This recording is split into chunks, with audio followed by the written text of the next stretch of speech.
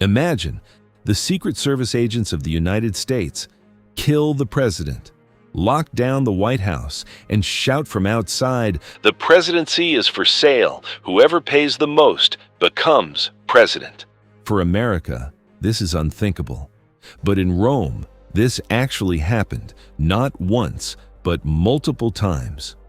Roman Emperor Augustus, in 27 BC, formed his own personal guard. They were the Praetorian Guard, 9 cohorts, each with 500 to 1,000 of the finest soldiers, the only legion permitted to remain in Rome, their duty to protect the emperor.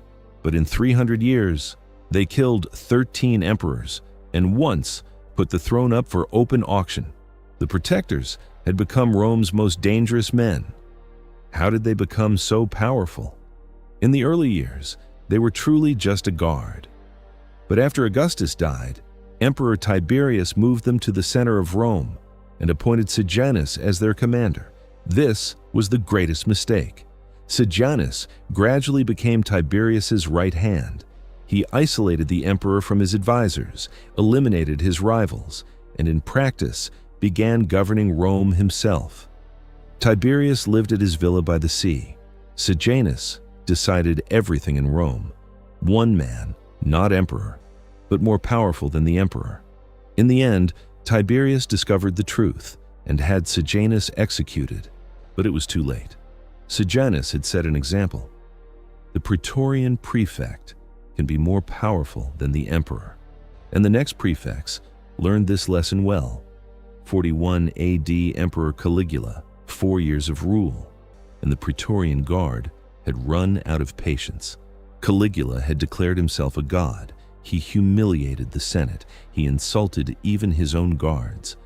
And in January of 41 AD, as he was leaving the theater, his own guard officers stabbed him. More than 30 stab wounds. History recorded this as a fully deserved death. After Caligula was killed, the Praetorian Guard searched the palace rooms and found a man hiding behind a curtain. This was Claudius, Caligula's uncle, lame with a stutter when he spoke, a man everyone laughed at. The Guard made him emperor. The Senate disagreed, but the Guard was the only armed force in Rome. The Senate had no appetite for resistance. Claudius became emperor. This was the first time the Praetorian Guard had chosen the emperor themselves, but the most terrifying event was still ahead. 193 AD, Emperor Pertinax. He tried to restore order. He reduced the privileges of the Guard. He strengthened discipline. And 87 days after taking the throne, the Guard burst into his chamber and killed him. Then, the most shameless event in history took place. The Guard climbed to the top of their barracks wall and announced, "The throne of Rome is for sale." 2 senators competed, Sulpicianus and Didius Julianus. They stood before the barracks wall, bidding against each other. Sulpicianus offered 20,000 sesterces. Julianus offered 25,000.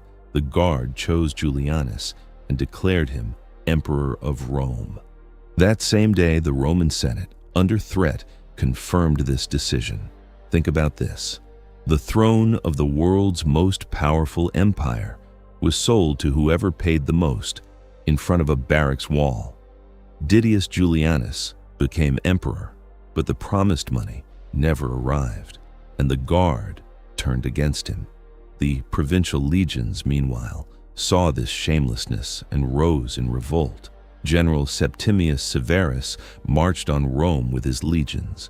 Julianus tried to mount a defense, but the Guard itself betrayed him. An assassin was sent to his house, and he was killed. He had been emperor for only 66 days. He was the second emperor killed within 70 days, in what historians call the Year of 5 Emperors. In 1 year, 5 men became emperor, and the Guard decided the fate of everyone. In the centuries that followed, the Guard continued on its path. Commodus, Caracalla, Elagabalus, Pupienus, and Balbinus killed. Some emperors rose to the throne with Guard support and were later killed by that same Guard. For 300 years, for Roman emperors, the most dangerous place was not the battlefield. The most dangerous place was their own palace, and the most dangerous men were their own protectors. 312 AD Emperor Constantine. He defeated the Praetorian Guard in battle and gave the order, "The guard is disbanded.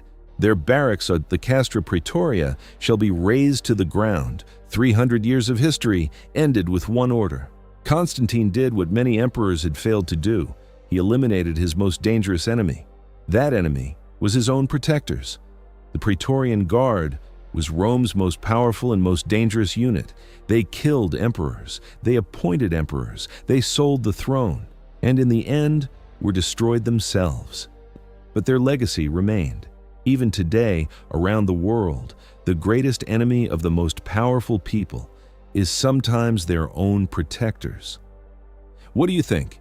Is there anything like the Praetorian Guard in today's world? Leave your answer in the comments. And if this story made you think, subscribe, because next time we uncover another secret of Rome.